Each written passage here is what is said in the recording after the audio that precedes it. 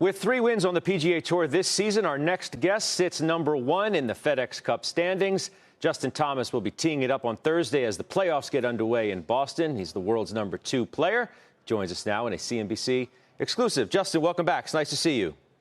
Yeah, thanks for having me. Coming off the Wyndham Rewards champion as well. You got the $2 million bonus as the regular season's best player. I said 3 wins, 9 top 10s. I'll tell you what, Tiger has always talked about peaking at the right time. You certainly seem to be right there. I'm trying to, that's for sure. You know, I think all of us try to be peaking around the majors and the come the FedEx Cup playoffs. It's what we all work for throughout the year. Obviously, you want to play well every single week and every time you tee it up. But there's definitely times of the year and weeks that are a little bit better to play well than others. Yeah, give us an idea of what you expect as the playoffs get underway, and just in general, what it's been like being out on tour this year with COVID in the background and no fans at any of the events.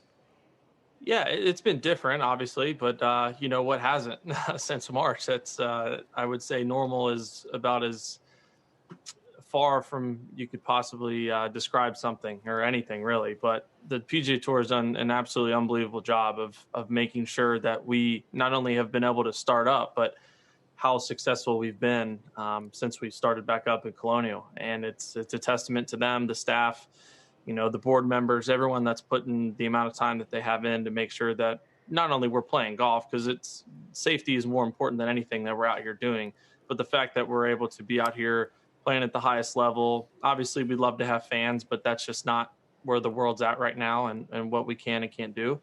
But we've been doing a great job, so hats off to them. Yeah.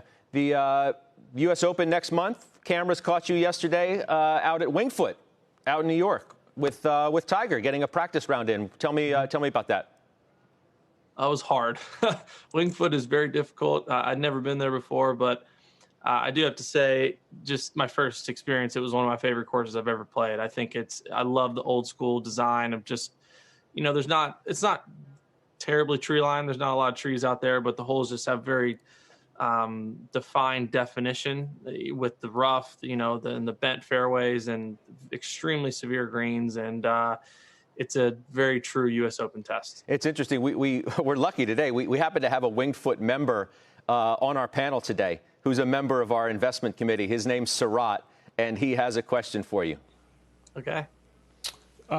Justin, so I would love to find out, when you play like a Winged Foot and then you play some of these stadium courses like you're going to play TPC, what are you finding are some of the big differences, and what kind of do you find is better for your game, you know, being one of the longest hitters out there on the tour?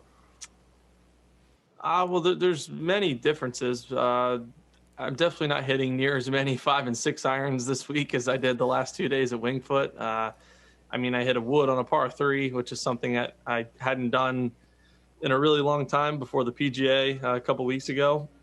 It's just, you know, but it's a long, tough, very, very difficult golf course. And a place like here, it's going to be a little soft. The course is short to where we're going to have a lot of birdie opportunities. But at the end of the day, the low score wins, no matter if it's, you know, 4 over or 21 under. It doesn't matter what it is.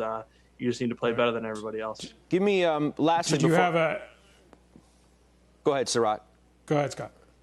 I was just saying, did you have any of your favorite holes, or a hole that you think is going to change the match around at the Open?